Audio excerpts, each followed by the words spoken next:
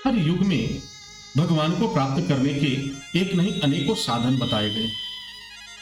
अब प्रश्न उठता है कि भगवान की प्राप्ति कैसे होगी, ईश्वर की प्राप्ति कैसे होगी, ईश्वर के आशीर्वाद, ईश्वर की कृपा का अनुभव कब होगा।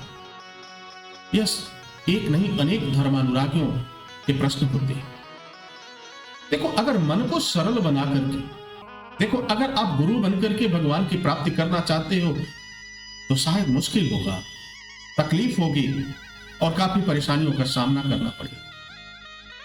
क्योंकि गुरु बनकर के, क्योंकि गुरु अगर बनते हैं और आप में सरलता नहीं है, कहीं ना कहीं अहंकार छुपा हुआ है, तो भगवान की प्राप्ति आपको कभी नहीं होगी, ईश्वर की प्राप्ति कभी नहीं होगी।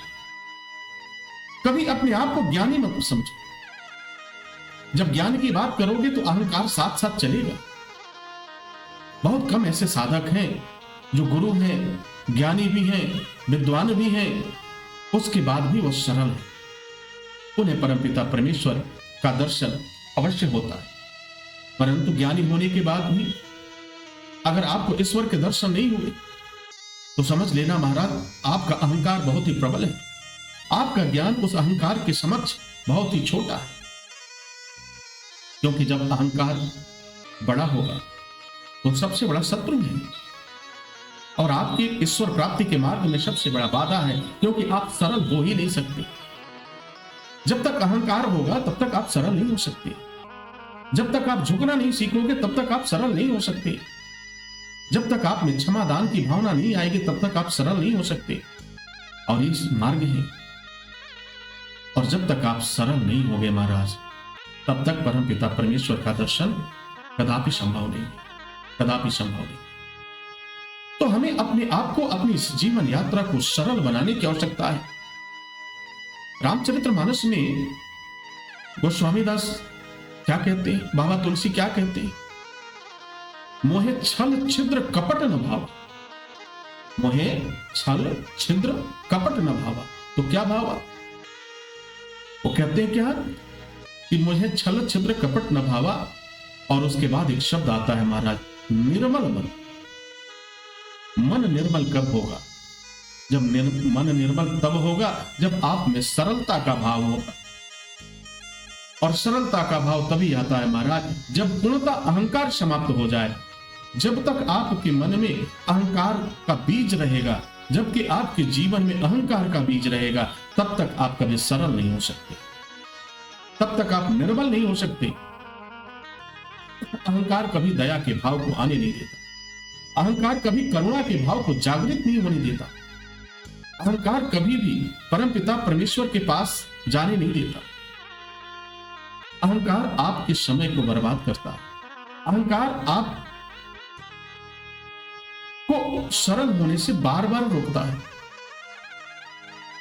तो जीवन में सबसे बड़ा अगर कोई शत्रु है तो वह कौन सा है महाराज? वह अहंकार है। अपने अहंकार को समाप्त करने का एक मार्ग है। यह अहंकार कब समाप्त होगा?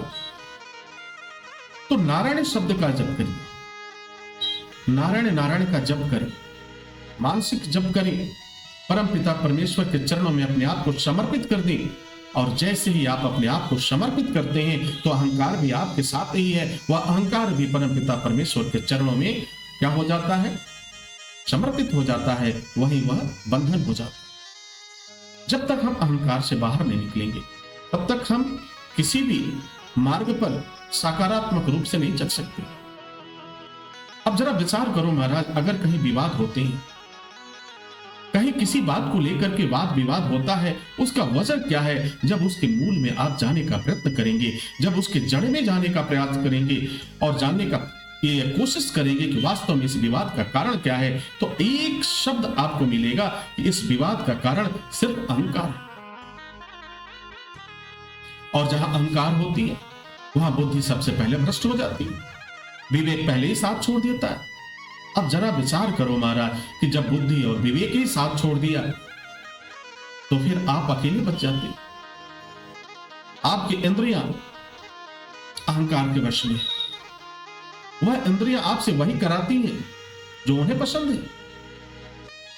तो अपने जीवन को नई दिशा देने के लिए, अपने जीवन को एक मार्ग देने के लिए आपको अहंकार का त्याग करना होगा महाराज। आपको अहंकार का त्याग करना होगा।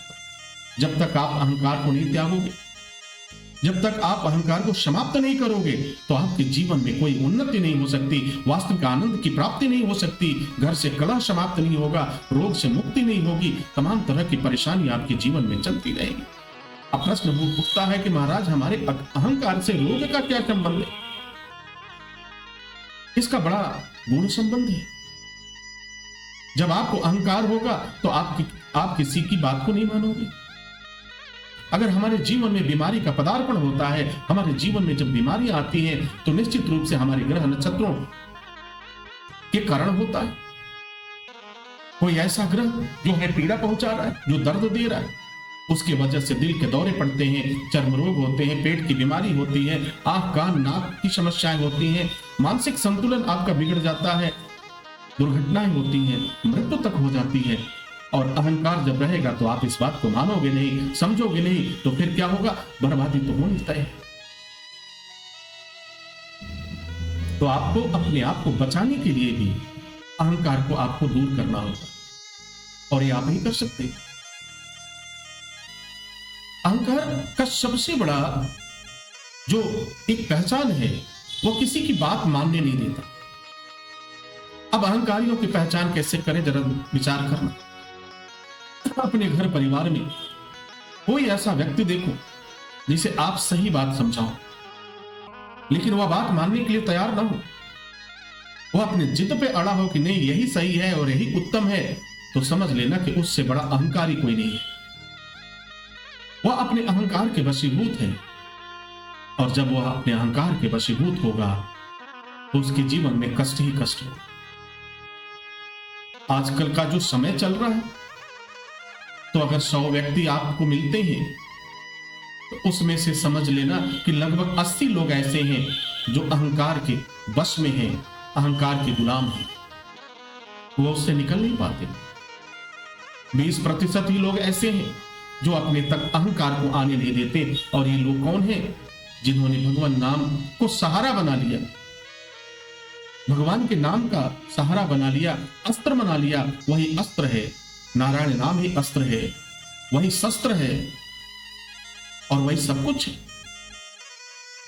और जहां राम का नाम होगा, जहां कृष्ण का नाम होगा, जहां शिव का नाम होगा, जहां परमपिता परमेश्वर भगवान विष्णु का नाम होगा, मां जगदम्बा का नाम होगा, वहां तो अहंकार कभी रह नहीं सकता महाराज, वहां अहंकार नहीं रह सकता।